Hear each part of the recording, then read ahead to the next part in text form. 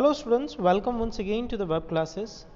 आज हम फिर से स्टार्ट करने वाले हैं account part 2 unit number 5। The name of chapter is accounting ratio and analysis for the 12th commerce English medium. This is lecture number 1 for this chapter. तो पहले ये जान लेते हैं कि अकाउंटिंग रेशियो है क्या। अकाउंटिंग रेशियो की डेफिनेशन जो है वो एम पांडे कहते हैं कि अकाउंटिंग रेशियो जो है वो दो अकाउंटिंग फिगर के बीच का रिलेशन है। ठीक है, accounting ratio is a relation between two accounting figures. The relation between two accounting figures expressed mathematically is known as financial ratio or accounting ratio. Ratio helps to summarize the large quantities of financial data and to make quantitative judgment about firm's financial performance. ठीक है, तो meaning तो जो है वो inverted comma में जहाँ तक है वही मीनिंग है। मीनिंग क्या है? The relationship between two accounting figures expressed mathematically is known as accounting ratio और financial ratios. So hopefully definition is clear to you. Okay, now objective क्या है कि रेशियो एनालिसिस के ऑब्जेक्टिव्स क्या है? तो पहला ऑब्जेक्टिव ये है कि हमें अगर अकाउंटिंग रेशियो प्रिपेयर करते हैं तो हमें ये पता चलता है फॉर फाइनेंशियल स्टेटमेंट एनालिसिस कि फाइनेंशियल स्टेटमेंट क्या हुआ, कौन कौन से होते हैं। तो financial statement means statement of profit and loss, statement of profit and loss, then cash flow statement, then balance sheet. तो जो पीएनएल है और जो बैलेंस शीट है, इन दोनों के बीच के अकाउंटिंग फिगर्स को हम मैथमेटिकली इंटरप्रेट करते हैं।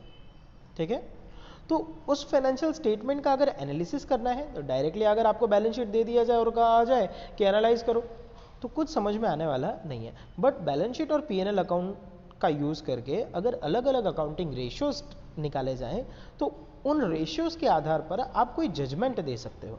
ठीक है, so for financial statement analysis, then for simple presentation of accounting information. So if you want to present the accounting information in a most simpler way, then accounting ratio is useful. So two objectives, hopefully it is clear to you. Then third one, to know the profitability status of entity. What is profitability status of entity? मान लो इसका कहने का क्या मतलब है। जैसे कि मान लो कि अगर ऐसा दिया हुआ है कि कंपनी का प्रॉफिट जो है वो 5 करोड़ रुपया हुआ है। ठीक है, तो इससे क्या इंटरप्रेट करोगे आप? हाँ, आप ये बोल सकते हो कि नहीं नहीं नहीं, हाँ हाँ हाँ, अच्छी कंपनी है, 5 करोड़ का प्रॉफिट हुआ है। नहीं, we can't say that. Why? Say for an example, if we are talking about the Reliance Industries, then what? अगर रिलायंस इंडस्ट्रीज ने 5 करोड़ का प्रॉफिट किया है तो उसके लिए तो 5 रुपए जैसा है ना। So it means that profits है ना, that must be converted into percentage form. कौन से फॉर्म में कन्वर्ट करना पड़ेगा? Percentage form. किसके बेसिस पे? तो आपके सेल्स के बेसिस पे या फिर आपके कैपिटल एम्प्लॉयड के बेसिस पे। अगर आप उसे परसेंटेज फॉर्म में कन्वर्ट करते हो तब आप कह सकते हो कि ना, this company is having very good profit और this company is profit making company, you can say. Okay, हाँ, लेकिन ऐसा है कि Reliance Industries is having 60% profit, ये बहुत अच्छा है। क्यों? परसेंटेज वाइज है, आपने कितना पैसा इन्वेस्ट किया उसके ऊपर से आपकी प्रॉफिटेबिलिटी निकल के आ रही है। Are you getting my point? So this is how we can know the profitability status by finding out ratios. Then fourth is to know the liquidity status of entity. Liquidity status मतलब company के पास liquid पैसा कितना है। ठीक है, short term liquidity कितनी है? शॉर्ट टर्म लिक्विडिटी मतलब जो रूटीन एक्सपेंसेस हैं क्या वो मीट कर पाएगी कि लोन लेना पड़ेगा, ये सारी चीज़ें। तो to know the liquidity status of company, the ratio is important. Liquidity ratios के लिए हम दो रेशियो फाइंड करते हैं, current ratio and liquid ratio. वो हम आगे सब्सिक्वेंटली डिस्कस करने वाले हैं। To know the long term solvency of entity. देखो, long term solvency of entity का मतलब क्या होता है कि कंपनी के पास ओनर्स फंड कितना है और डेब्ट फंड कितना है। ये सारी चीज़ें हम रेशियो में देखने वाले हैं। ठीक है, जितने पॉइंट्स आ रहे हैं ना, हर एक के एक एक रेशियो मिलेंगे आपको, don't worry. Then to know operating efficiency of business entity, कि हाउ बिजनेस इज एफिशिएंट है, उसके लिए हमारे पास ऑपरेटिंग रेशियो है, कि ऑपरेटिंग रेशियो फाइंड करेंगे वो जो होगा परसेंटेज में, ठीक है, तो उससे पता चलेगा कि how much business is efficient. Then forecasting मतलब फ्यूचर का अंदाज लगाने के लिए। मान लो कि प्रॉफिट है, पिछले 10-15 साल का प्रॉफिट है जो यहाँ पे दिया हुआ, जैसे एग्जांपल 20% है, फिर बढ़ के 23 हुआ, फिर बढ़ के 24 हुआ, फिर बढ़ के 26 हुआ, फिर बढ़ के 29 हुआ, तो आप क्या एक्सपेक्ट करोगे आने वाले साल में ये 30 हो सकता है या नहीं हो सकता है? एब्सोल्युटली हो सकता है, ठीक है, लेकिन कोई कंफर्मेशन नहीं है ना। तो अगर आप फोरकास्टिंग करना चाहते हो तो रेशियो एनालिसिस जो है वो इंपॉर्टेंट है। Now the information about weak aspect, company कौन कौन सी जगह पर वीक है, क्योंकि रेशियो अलग अलग है, बहुत सारे रेशियो जो है अच्छा रिजल्ट शो कर रहे होंगे, बहुत सारे रेशियो जो है वो वीक रिजल्ट शो कर रहे होंगे। तो जो रेशियोज वीक रिजल्ट शो कर रहे हैं, कंपनी उस सेगमेंटेड एरिया पे ध्यान दे सकती है, तो एक ये ऑब्जेक्टिव बनता है, ठीक है। Then for interim and intra firm comparison, sorry for inter firm and intra firm comparison. Inter firm क्या होता है? तो इंटर फर्म मतलब दो अलग अलग बिजनेस के बीच, दो अलग अलग बिजनेस के बीच जब आप कंपैरिजन करते हो, that is called inter firm comparison. और इंट्रा फर्म क्या होता है? इंट्रा फर्म मतलब होता है हमारे ही बिजनेस का लास्ट ईयर और करंट ईयर के साथ कंपैरिजन, या फिर पिछले 5 साल के साथ comparison. So if you want to do the inter firm comparison between two companies, then ratios are useful. And if you want to compare the own business with the previous records, then ratio will also be useful. So hopefully you are getting my point. Okay, now so this is the ratios, the objectives of ratio. So which were the head points? For the financial statement analysis, for simple presentation of accounting information, to know profitability status of entity, to know liquidity status of entity, to know long-term solvency of the entity, to know operating efficiency of business entity, for the forecasting, the information about weak aspect we can derive from the ratios, for inter firm and intra firm comparison, ठीक है। अगर दो firm के बीच में आपको comparison करना है ना, तो ये यूजफुल है। So hopefully objectives are clear to you. So वापस एक बार मीनिंग अगर डिस्कस करते हैं, तो मीनिंग क्या है? तो accounting ratio is relation between two accounting figures, okay. So that is the definition. And objective कि आपको सिर्फ हेड पॉइंट्स लर्न करना है, क्योंकि अगर एग्जाम में आता है तो I don't think detail explanation will ask an examination, they are only asking the head points of it. Okay, then limitations क्या है? देखो लिमिटेशन अकाउंटिंग के जो है ना, सबसे पहला लिमिटेशन कहीं पे भी जाओगे ना, तो एक ये तो होता ही है कि हिस्टोरिकल डेटा, पता नहीं आगे है कि नहीं है, देखते हैं। Depend on result of financial statement, but obvious है, अब फाइनेंशियल स्टेटमेंट से आप रेशियो फाइंड करते हो तो वो उसी पे डिपेंड करेगा ना, इंडिपेंडेंटली तो निकल के आएगा नहीं। तो I don't think this would be a limitation, but book ने दिया है तो फिर लिखना पड़ेगा।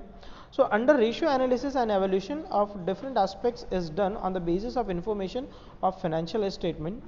The success of this analysis is based on information disclosed in the financial statement.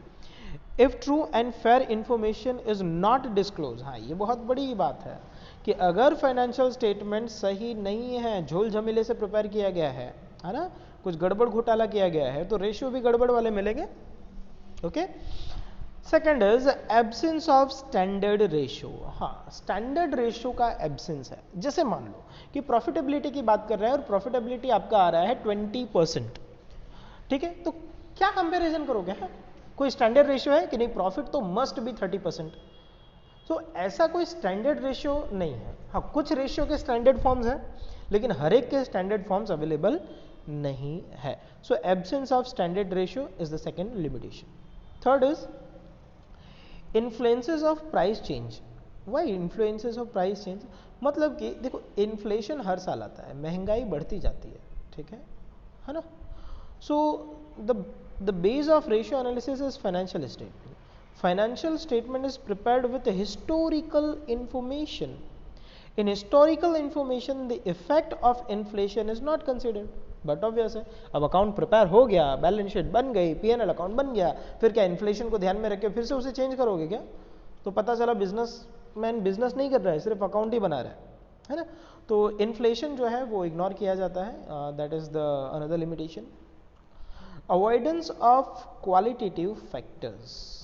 Qualitative factors मतलब जैसे कि बिजनेस कितना ऑनेस्ट है, कितने लॉयल एम्प्लॉई है हमारे पास, ठीक है, कितना इफेक्टिवली बिजनेस काम कर रहा है, ये सारे है ना क्वालिटेटिव एस्पेक्ट है, ठीक है, जिसको अकाउंटिंग फिगर में आप कैसे लिखोगे? हाँ, कैसे लिखोगे कि अरे ये बहुत ईमानदार है, हाँ बहुत लॉयल है, 100 गुना लॉयल, मतलब 100 रुपए का लॉयल है, ऐसा हो सकता है क्या? पॉसिबल नहीं है। So qualitative factors are ignored in ratio, क्योंकि रेशियो जो है वो आंकड़ों की बात करता है, वो डिजिट्स की बात करता है।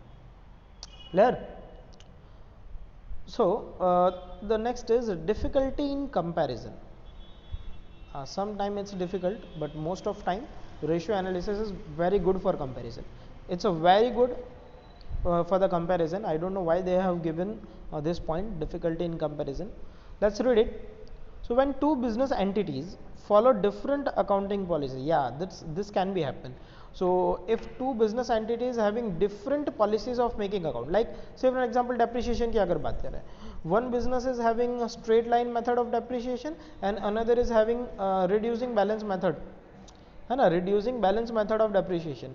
Then if you find the accounting ratios, then both the companies the ratio will not disclose the same thing because they have different accounting policies. Okay, so difficulty in comparison is the another point. So hopefully the limitation is clear to you. Let's have it once again. What were the points? Depends on the result of financial statement, absence of standard ratios, influences of price changes, avoidance of qualitative factors, difficulty in comparison. So hopefully ये आपको समझ में आ गया है। अगर ये आपको समझ में आ गया है, नहीं भी आया है, ठीक है, तो आप वापस से वीडियो देखिए, उसे समझने की कोशिश कीजिए। आपको थियोरीज लर्न करनी है और हेड पॉइंट्स जो हैं वो आपको अपने बुक में लिखने हैं। क्या क्या लिखना है? देखो, एक तो मीनिंग लिखना है, ठीक है, और ऑब्जेक्टिव्स लिखने हैं और लिमिटेशंस लिखना है। Is that clear? So this is your homework for this chapter, for this lecture. So that's all for today. Thank you. Bye bye.